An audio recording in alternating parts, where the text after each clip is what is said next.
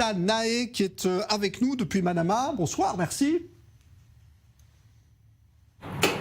Merci beaucoup, c'est un plaisir d'être avec vous. Alors, avant cette visite de Naftali Bennett, on va parler des relations, justement, qui sont extrêmement tournées vers le sécuritaire avec vous, Eitan Nae. Il y a eu un accord qui vient d'être conclu, un accord sécuritaire avec Bahreïn. De quoi s'agit-il ?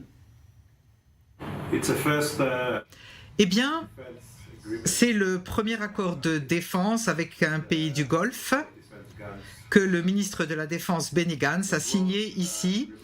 C'est un accord de coopération de défense avec tout un éventail de sujets traités et nous espérons que nous pourrons développer aussi cet aspect de notre coopération parce que nos deux pays ont des menaces communes dans la région à affronter. Alors de quoi s'agit-il plus précisément ? Plutôt de renseignement, de coopération militaire, d'armement ? L'importance de cet accord est dans sa nature qui traite de tous les sujets de défense et les deux parties continueront à parler, à décider exactement ce que nous voulons faire ensemble. Nous n'en sommes qu'au début. Et vous pouvez nous confirmer, monsieur l'ambassadeur, que dans le cadre de cet accord, il y aura en permanence un officier de la marine israélienne stationné à Bahreïn ?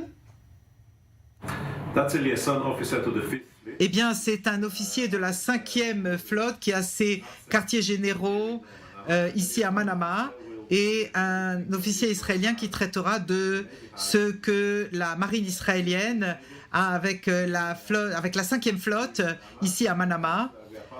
Nous faisons partie d'une grande coalition.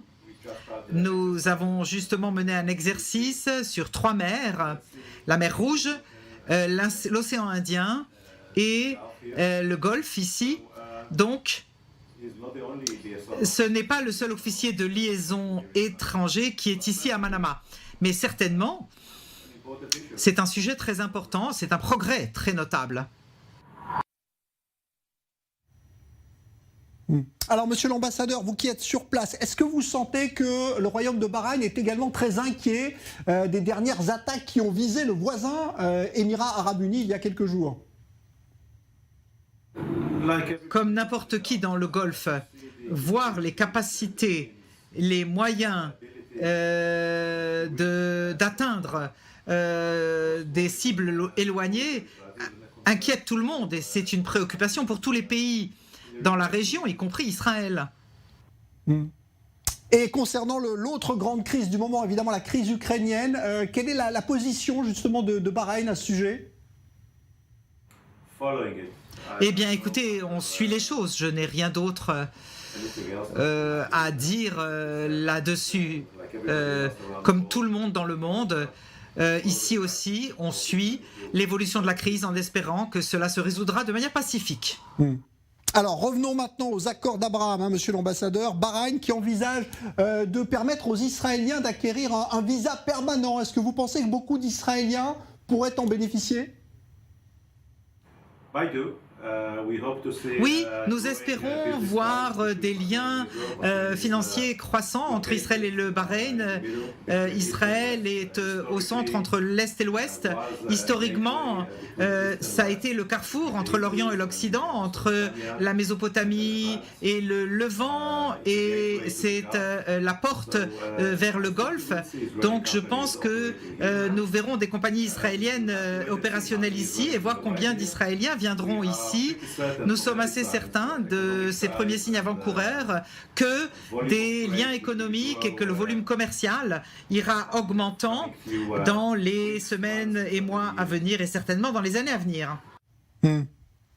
Alors justement, est-ce que vous avez des chiffres sur le nombre d'Israéliens qui se sont rendus à Bahreïn déjà, monsieur l'ambassadeur, et qu'est-ce qui les a conduits là-bas ? Eh bien, il n'y a pas beaucoup d'Israéliens jusqu'à présent. Les cieux étaient fermés, les vols n'ont commencé qu'avant la crise de l'Omicron. Donc, pas beaucoup, moins de 2000. Mais nous espérons que vers l'été, les Bahreïnis viendront en Israël, davantage d'Israéliens viendront au Bahreïn. Et surtout un tourisme d'hiver pour beaucoup d'Israéliens, bien sûr, au Bahreïn. Et nous avons beaucoup de points communs en termes d'intérêt, de capacité, de formation, par exemple, pour ce que les Bahreïn voudraient développer dans le domaine de la fintech, de la cybersécurité, du biomètre, de l'agriculture, des technologies de l'eau. Bref, tout ce que ces deux pays peuvent s'offrir mutuellement en termes de commerce, de transport maritime, de cargo aérien. Le Bahreïn est un pays de transit pour beaucoup des choses que nous allons importer de l'Orient ou exporter vers l'Est. Alors, peu de gens le savent, hein, monsieur l'ambassadeur, mais il y a un vieux cimetière juif à Manama, la capitale de Bahreïn. Il se dit qu'il va même être totalement rénové. Oui, nous allons restaurer ceci avec les Israéliens de la région du Bahreïn qui sont venus il y a à peu près 2 mois. Il y avait une petite communauté d'Israéliens qui, à l'origine, sont venus en Israël à la fin des années 40 de Bahreïn. Et puis après la guerre des 6 jours, oui, les liens entre les pays sont très proches avec la communauté locale. Les Juifs ont toujours vécu ici depuis le XVIIIe siècle. Il y a une synagogue, ils ont été enterrés ici, il y a une petite communauté ici. Donc oui, une synagogue, un cimetière et une présence communautaire juive.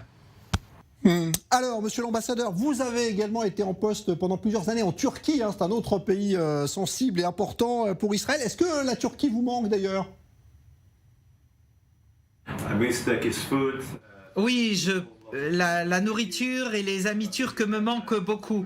Mais je me concentre maintenant et je passe beaucoup de temps à essayer de développer des relations qui vont croissantes entre Israël et le Bahreïn.